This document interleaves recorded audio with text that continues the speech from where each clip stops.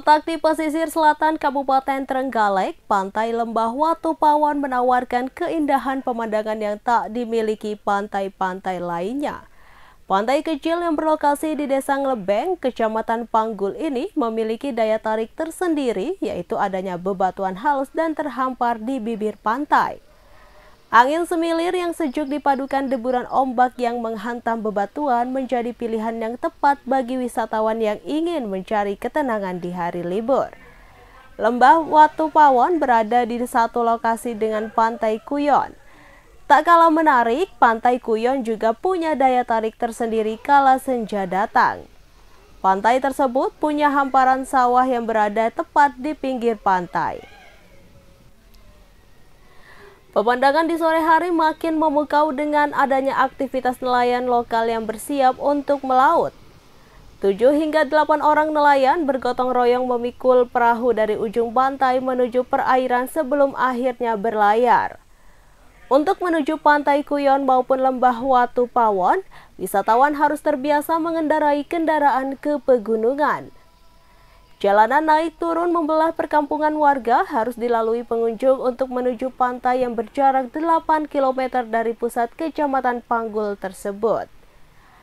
Bagi pengunjung yang menggunakan kendaraan roda 4, dihimbau untuk lebih berhati-hati karena banyak ruas jalan yang hanya cukup dilalui oleh satu kendaraan saja. Sopir juga harus pintar-pintar mencari lokasi parkir karena tempat parkir yang disediakan sangat terbatas. Jika telah mendekati lokasi, nantinya pengunjung harus membayar tiket masuk yang cukup terjangkau, yaitu Rp5.000 per orang. Pantai Kuyon dan Lembah Watu Pawon sendiri masih dikelola oleh masyarakat desa setempat. Begitu memasuki Pantai Kuyon, wisatawan akan disuguhi hamparan sawah yang berdampingan dengan pantai yang bersih, dengan deburan ombak yang tenang serta semilir angin yang sejuk. Sedangkan untuk menuju Lembah Watu Pawon, pengunjung harus jalan kaki melewati jalan setapak sejauh 200 meter. Di sepanjang jalan tersebut terdapat warung-warung yang menyediakan berbagai macam minuman dan makanan ringan. Pengunjung bisa menikmati makanan dan minuman yang dipesan sembari menikmati panorama laut dari ketinggian. Seorang pengunjung Lembah Watu Pawon, Clara, menilai Lembah Watu Pawon punya keunikan tersendiri dengan adanya bebatuan yang bulat-bulat layaknya batu sungai. Secara terpisah, Ketua Kelompok Sadar Wisata atau Pok Darwi Sukamaju, Desa Nglebeng, Kecamatan Panggul, Juni, mengatakan kunjungan wisatawan ke Lembah Watu Pawon dan Pantai Kuyon mengalami tren kenaikan pada akhir pekan dari hari-hari besar nasional.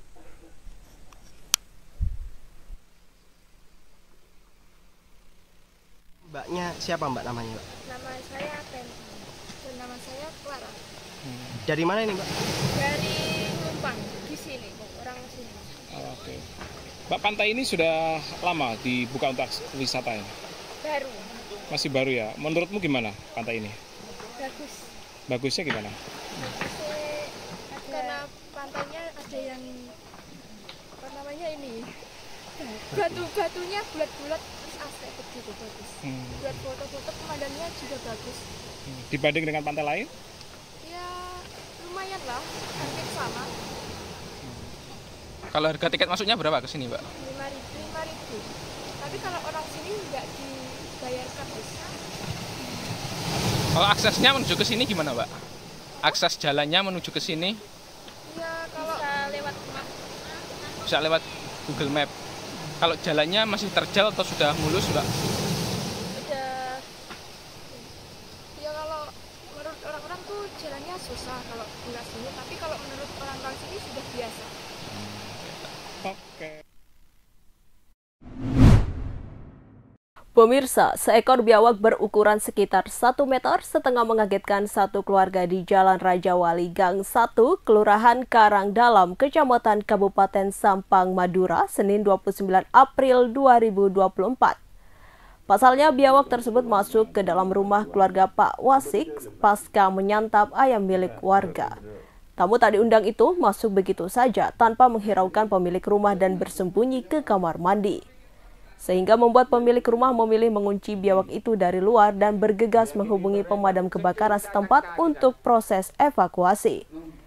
Pelaksana tugas Kabid Pemadam Kebakaran Maftuh Fatur Rahman mengatakan bahwa jalannya evakuasi cukup dramatis, memakan waktu sekitar 30 menit lamanya. Sebab posisi biawak tepat di belakang pintu kamar mandi sehingga membuat petugas sangat berhati-hati saat menangkapnya karena khawatir saat pintu dibuka langsung kembali lari. Menurutnya berdasarkan keterangan dari warga setempat, seekor biawak awalnya terlihat tengah memangsa seekor ayam milik warga setempat.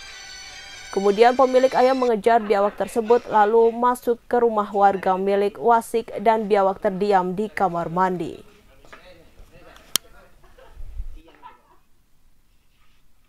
Kapan biawak ini seperti apa, Pak?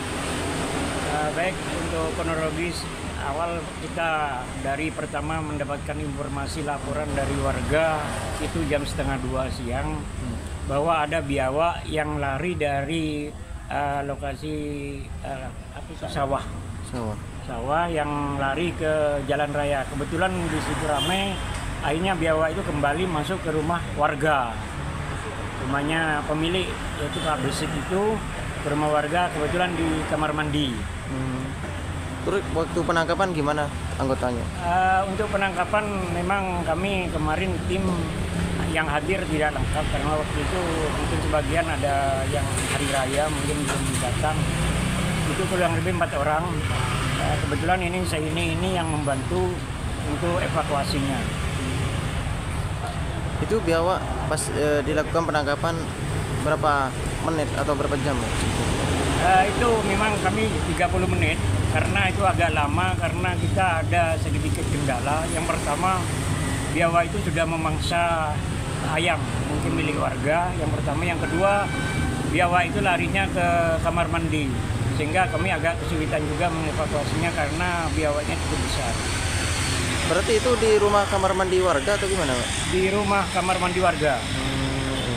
Ya. Itu kepanjangan biawak sendiri, Pak? Kepanjangan. Kasus kematian Brigadir Radal Ali Tommy atau RAT turut mendapat sorotan dari Komisi Kepolisian Nasional atau Kompolnas. Kompolnas pun berencana meminta klarifikasi Polda Sulawesi Utara terkait peristiwa ini.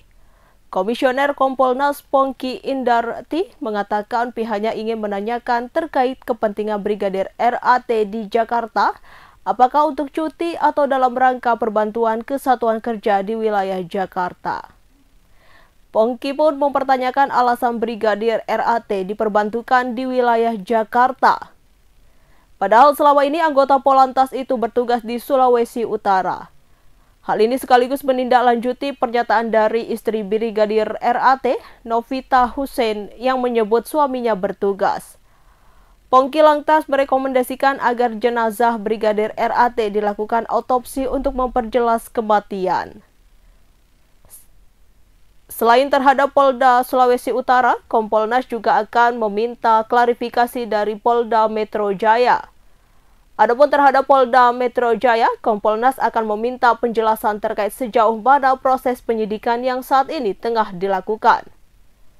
Sebagaimana diketahui, Brigadir RAT mengakhiri hidupnya saat berada di halaman rumah pengusaha bernama Indra Pratama di Mampang, Perapatan, Jakarta Selatan, Kamis 25 April 2024. Polisi menduga Brigadir RAT mengakhiri hidupnya karena masalah pribadi. Terkait motif, masih dilakukan penyelidikan oleh kepolisian. Saat ini jenazah Brigadir RAT telah dimakamkan di Perkuburan Muslim, Desa Kalase 1, Kecamatan Pineleng, Kabupaten Minahasa, Sulawesi Utara, pada Minggu 28 April 2024. Pemirsa, kasus dugaan korupsi yang dilakukan Harvey Mois memasuki babak baru. Dikutip dari wartakotalive.com, Kejaksaan Agung mengumumkan 5 lagi nama tersangka dalam kasus dugaan korupsi izin usaha pertambangan atau IUP di PT Timah Tbk tahun 2015 hingga 2022. Salah satunya adalah pengusaha sukses Hendry Lee. Namanya masuk dalam daftar tersangka sejak Jumat 26 April 2024. Hendry Lee merupakan pendiri maskapai penerbangan Sriwijaya Air. Meski telah diumumkan berstatus sebagai tersangka, Kejaksaan Agung belum menahan Hendry Lee karena yang bersangkutan tidak memenuhi panggilan pemeriksaan. penyidik akan memanggil kembali Hendry Lee. Meski demikian, Ketut belum menerima informasi dari penyidik mengenai jadwal pemeriksaan Hendry. Ketut juga belum mendapatkan informasi apakah Kejaksaan Agung telah meminta pihak imigrasi mencegah Hendry Lee berpergian ke luar negeri. Dalam konferensi pers di Kejaksaan Agung, Direktur Penyidikan Jaksa Agung Muda Bidang Tindak Pidana Khusus Kejagung Kuntadi mengatakan pihaknya akan memanggil Hendry sebagai tersangka. Hendry disebut pemilik keuntungan dari PT TIN. Sejauh ini penyidik telah menetapkan 21 orang sebagai tersangka. Bonek menyambut sukacita kemenangan Persebaya 2-1 dari Persik Kediri di Stadion Gelora Bung Tomo Minggu 28 April 2024 sore. Selain memutus tren negatif, Persebaya 3 laga terakhir beruntun menelan kekalahan. Kemenangan pada laga pekan terakhir Liga 1 2023-2024 ini memastikan target happy ending Persebaya tercapai. Untuk informasi selengkapnya akan disampaikan rekan Hairul Amin. Persebaya Surabaya berhasil menumbangkan Persik Kediri dengan skor 2-1 di Stadion Gelora Bung Tomo pada laga yang digelar Minggu sore kemarin. 2 gol Persebaya diciptakan oleh Wildan Ramdhani dan Paulo Henrique, sementara gol sematawayang Persik Kediri diciptakan oleh Fitra Ridwan. Pelatih Persebaya, Paul Muster, mengaku senang dengan hasil ini sehingga bisa menutup kompetisi ini dengan manis. Juga memutus tren negatif Persebaya yang 3 laga sebelumnya secara beruntun menelan kekalahan. Ia juga mengaku kemenangan ini didapat tidak dengan mudah karena lawan merupakan tim kuat.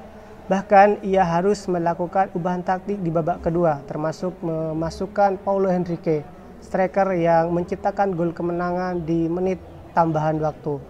Paul Muster juga mengaku kemenangan ini berkat dukungan maksimal yang dilakukan bonek sepanjang kompetisi musim ini. Ia juga mewanti-wanti pemainnya agar bisa menangkan pada laga ini, memberikan kebanggaan pada diri, keluarga, juga bonek bonita. Berkat kemenangan ini, Persebaya saat ini bertengger di posisi 11 klasemen sementara dengan poin 41. Paul Muster belum menentukan langkah tim setelah menyudahi semua laga di kompetisi musim ini. Ia juga belum memberikan bocoran berapa persen skuad yang akan dipertahankan. Namun ia memberi sinyal akan membentuk tim musim depan lebih baik dari musim ini, termasuk akan melakukan perburuan pemain untuk pemain yang tidak hanya berkompetisi di Liga 1 musim ini. Demikian. We must finish with a win. Like I speak, play for pride.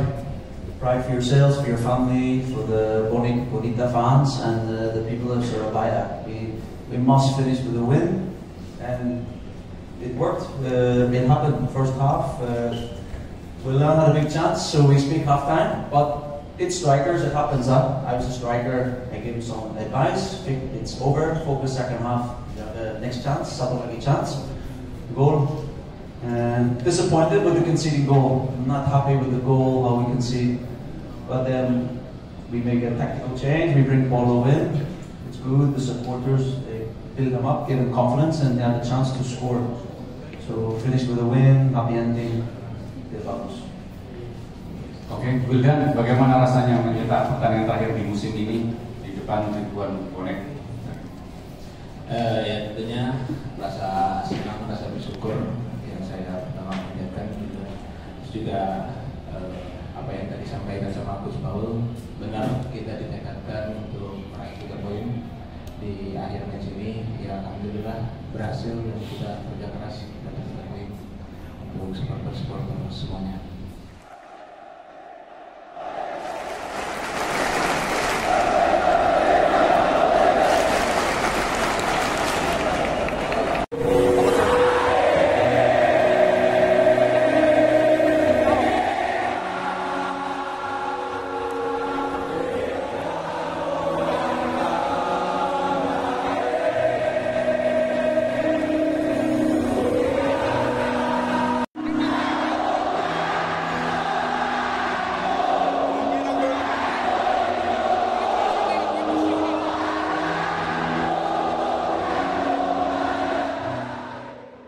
Download Tribun X sekarang.